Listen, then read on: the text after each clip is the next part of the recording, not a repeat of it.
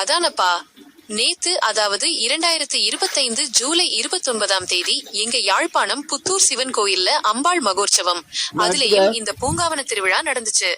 அதை பத்தி பேச்சு வழக்குல ஒரு 2000 வார்த்தைகள்ல சொல்லுங்கன்னு கேட்டுட்டீங்க. அடையப்பா, ஒரு திருவிழாவை பத்தி இம்புட்டு சொல்லணுமான்னு தோணுச்சு. ஆனா நம்ம ஊர் திருவிழானா சும்மாவா? எம்புட்டு விஷயங்கள் இருக்கு. ஒவ்வொன்னையும் அசை போட்டு சொல்ல ஆரம்பிச்சா இந்த 2000 வார்த்தை கூட பத்தாதுங்கிற அளவுக்கு பேர் இருக்கு. புத்தூர் சிவன் கோயில் எங்க ஆத்மா. முதல்ல நம்ம புத்தூர் சிவன் கோயிலை பத்தி சொல்லணும். இந்த கோயில்னா சும்மா ஒரு கல் கட்டிடம் இல்லைங்க. இது எங்க தாத்தா பாட்டி அவங்களுக்கு முன்னாடி இருந்தவங்கன்னு தலைமுறையா எங்களோட கலந்த ஒரு உணர்வு. காலையில எந்திரிச்சதும் கோயிலோட மணி ஓசை கேட்டாதான் எங்க நாள் ஆரம்பிக்கும். பக்தி சாமி கும்பிடுறதுன்னு மட்டும் இல்லாம ஊர் சனம் ஒண்ணு கூடுற இடம், நல்லது கெட்டது பேசுற இடம், குலதெய்வமா எல்லாரும் வணங்குற இடம்னு எத்தனையோ பெருமைகள் இந்த கோயிலுக்கு இருக்கு. நம்ம புத்தூர் சிவன் கோயில்ல சிவபெருமானும் கூடவே அம்மையும் அருள் பாலிக்கிறாங்க. சிவனுக்கு ஒரு பக்கம் அம்பாளுக்கு ஒரு பக்கம்னு 2 சன்னதியும் ஒரே இடத்துல இருக்கிறது ஒரு தனிச்சிறப்பு. அதனாலதான் சிவன் கோயில்னாலும் அம்பாளுக்கும் இங்கு தனிச்சிறப்பு முக்கியத்துவம் கொடுப்பாங்க. வருஷா வருஷம் நடக்கிற அம்பாள் மகோற்சவம், அதுலயும் இந்த பூங்காவன திருவிழான்னா எங்க ஊர் முழுக்கவே ஒரு தனி களை கட்டும். மகோற்சவம் 10 நாள் வைபவம். மகோற்சவம்னா சும்மா ஒரு நாள் திருவிழா இல்லைங்க, 10 நாள் நடக்கிற ஒரு பெரிய வைபவம். கொடியேற்றத்தோட ஆரம்பிச்சு 10 நாளும் தினமும் ஒவ்வொரு அலங்காரத்துல ஒவ்வொரு வாகனத்துல அம்பாள் வீதி உலா வருவாங்க. ஒவ்வொரு நாளும் ஒவ்வொரு சிறப்பு. அந்த 10 நாளும் ஊரே ஒரு திருவிழா கோலம் பூண்டிருக்கும். எங்கெங்கயோ போய் செட்டில் ஆன நம்ம ஊர் சனமெல்லாம் இந்த மகோற்சவத்துக்காகவே ஊருக்கு திரும்புவாங்க. சொந்த பந்தம் பங்காளிகள்னு எல்லாரும் ஒண்ணு கூடி வீடுகள்ல சமைச்சு போட்டு அரட்டை அடிச்சு சந்தோஷமா இருப்பாங்க. இந்த மகோற்சவ காலத்துல கோயிலே ஒரு தேவத லோகம் மாதிரி மாறிடும். தினம் தினம் புது புது அலங்காரங்கள், வண்ண வண்ண மின் விளக்குகள், சாமியின் பக்தி பாடல்கள், நாதஸ்வர இசைன்னு கோயில் முழுக்க ஒரு தெய்வீக அதிர்வு பரவி இருக்கும். சாயங்காலம் ஆச்சுன்னா போதும், குட்டி பசங்க முதல் பெரியவங்க வரைக்கும் எல்லாரும் கோயிலுக்கு படையெடுத்திடுவாங்க. பூங்காவன திருவிழா ஒரு தனிச்சிறப்பு. இந்த மகோற்சவத்துல நேத்து ஜூலை 29, 2025 நடந்த பூங்காவன திருவிழா ரொம்பவே விசேஷம். பூங்காவனம் நாளை பூச்செடிகள், அழகான தோட்டம்னு ஒரு அர்த்தம் வருதுல்ல, அதே மாதிரிதான் இந்த திருவிழாவும்.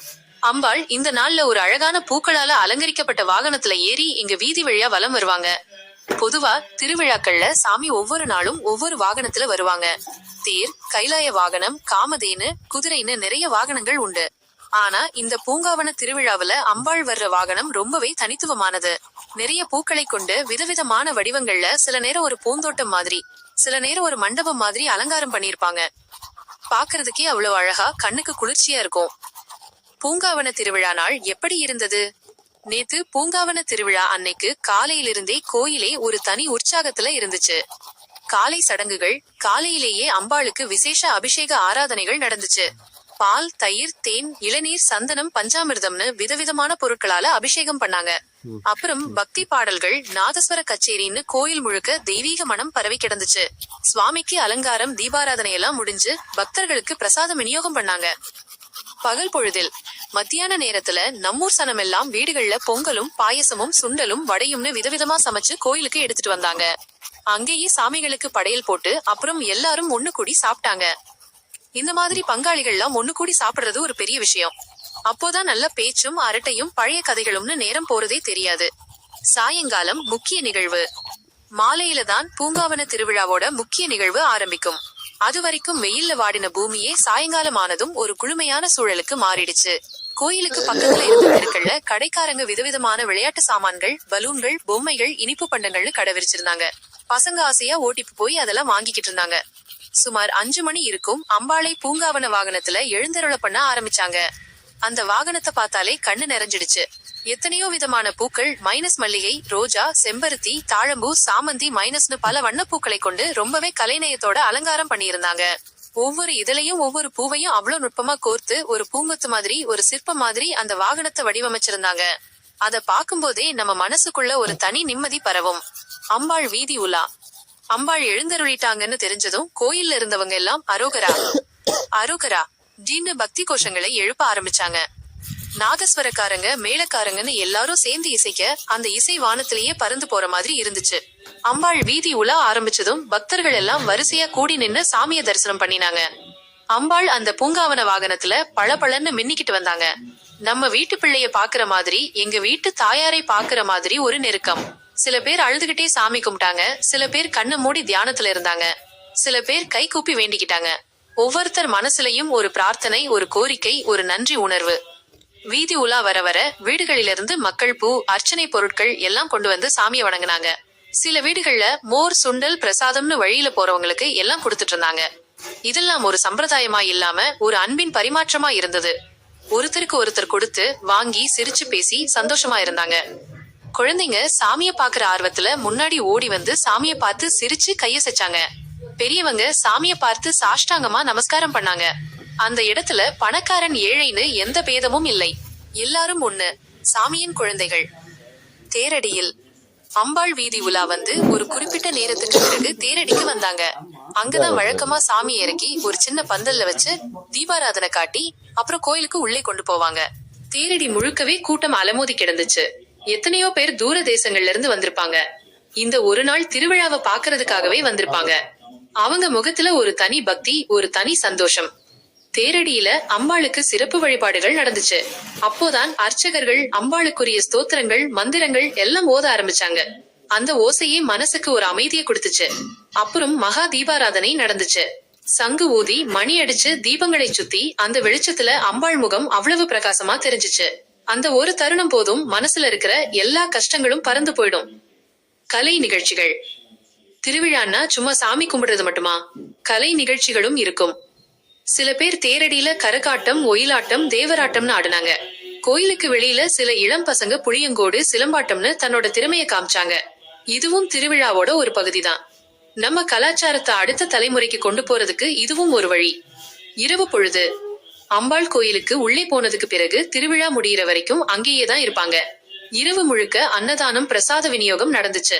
நிறைய பேர் வீடுகளுக்கு போகாம கோயிலுக்குள்ளேயே உட்கார்ந்து சாமியின் பக்தி பாடல்கள் கேட்டு சந்தோஷமா இருந்தாங்க. திருவிழாவின் முக்கியத்துவம் வெறும் சடங்கு இல்ல. இந்த மாதிரி திருவிழாக்கள்னா வெறும் சாமி கும்பிடுறதுன்னு அர்த்தம் இல்லைங்க. இது ஒரு சமூக நிகழ்ச்சி. ஒற்றுமை. இந்த காலத்துல எல்லாம் எல்லாரும் அவங்கவங்க வேலை, அவங்கவங்க குடும்பம்னு ஓடிட்டு இருக்காங்க. திருவிழாதான் எல்லாரையும் ஒண்ணு சேர்க்கிற ஒரு சந்தர்ப்பம். சொந்தக்காரங்க, பங்காளிகள், ஊர்க்காரங்கன்னு எல்லாரும் ஒண்ணு கூடி பேசுறது, சிரிக்கிறது, பழைய நினைவுகளை பகிர்ந்துக்கிறதுன்னு எல்லாமே இந்த திருவிழா மூலமா தான் நடக்குது. கலாச்சார பாதுகாப்பு. நம்ம பாரம்பரியம், நம்ம கலாச்சாரம், நம்ம சடங்குகள் இதெல்லாம் இந்த மாதிரி திருவிழாக்கள் மூலமா தான் அடுத்த தலைமுறைக்கு கடத்தப்படுது. கோயில்ல நடக்கிற ஒவ்வொரு சடங்குக்கும் ஒரு அர்த்தம் இருக்கும். அதை நம்ம பிள்ளைகளுக்கு சொல்லி தர்றதுக்கு இந்த திருவிழாக்கள் ஒரு நல்ல வாய்ப்பு. மன அமைதி. ஒரு வருஷமா வேலை, கஷ்டம், சோகம்னு ஓடிக்கிட்டே இருப்பாங்க. இந்த மாதிரி ஒரு திருவிழாவில கலந்துக்கும் போது மனசுக்கு ஒரு தனி அமைதி கிடைக்கும். சாமிய தரிசனம் பண்ணும்போது நம்ம கஷ்டங்களை எல்லாம் மறந்து ஒரு நிம்மதியான உணர்வு கிடைக்கும். பொருளாதாரம். திருவிழா காலத்துல ஊர்ல வியாபாரம் களைகட்டும். கடைக்காரங்க, பூக்கடைக்காரங்க, பழக்கடைக்காரங்கன்னு எல்லாருக்கும் நல்ல வியாபாரம் நடக்கும். சில பேர் வீட்டிலேயே சுண்டல், வடை செஞ்சு விப்பாங்க. இதெல்லாம் ஒரு சின்ன பொருளாதார வளர்ச்சிக்கு உதவும். என் மனசுல திருவிழா. நேத்து நடந்த பூங்காவன திருவிழாவை பத்தி சொல்லணும்னா அது என் மனசுல ஒரு தனி இடத்தை பிடிச்சிடுச்சு. அம்பாள் அந்த பூங்காவன வாகனத்துல அவ்வளவு அழகா அமைதியா வந்தாங்க. அவங்கள பாக்கும்போது நம்ம மனசுக்குள்ள ஒரு தனி சக்தி வந்து சேர்ந்த மாதிரி ஒரு உணர்வு. நான் சின்ன வயசுல எங்க அம்மா அப்பாவோட சேர்ந்து திருவிழாவுக்கு போவேன். அப்போ என் கையில ஒரு பஞ்சு மிட்டாயும் ஒரு பலூனும் இருக்கும். சாமிய பாத்துட்டு அப்புறம் எங்க அம்மா அப்பா கைய பிடிச்சுக்கிட்டு கடை வீதியில அலைஞ்சு திரிவேன். இன்னைக்கும் அதே மாதிரிதான் இருக்கு. ஆனா இப்போ நான் என் குழந்தைகளை கூட்டிக்கிட்டு போறேன். என் குழந்தைங்க கையில பஞ்சு மிட்டாயும் பலூனும் இருக்கு. காலம் மாறினாலும் தலைமுறை மாறினாலும் இந்த திருவிழாக்கள் அப்படியே இருக்கு. இதுதான் நம்மோட அடையாளம். அடுத்து என்ன? இந்த மகோற்சவம் இன்னும் சில நாட்கள் நடக்கும். நேத்தோட பூங்காவன திருவிழா முடிஞ்சது. இனி அடுத்து என்னன்னா ஒவ்வொரு நாளும் ஒவ்வொரு சிறப்பு நிகழ்வுகள் நடக்கும். தேர் திருவிழா, தீர்த்த திருவிழான்னு எத்தனையோ இருக்கு. இந்த கட்டுரை ரொம்ப நீண்டு போயிடுச்சு. அதனால எல்லாத்தையும் இங்க சொல்ல முடியல. என்ன சொல்றீங்க? நம்ம புத்தூர் சிவன் கோயில் அம்பாள் மகோற்சவம் பூங்காவன திருவிழாவை பத்தி என் பேச்சு வழக்குல சொன்னது பிடிச்சிருந்ததா? இந்த மாதிரி நம்ம ஊர் திருவிழாவை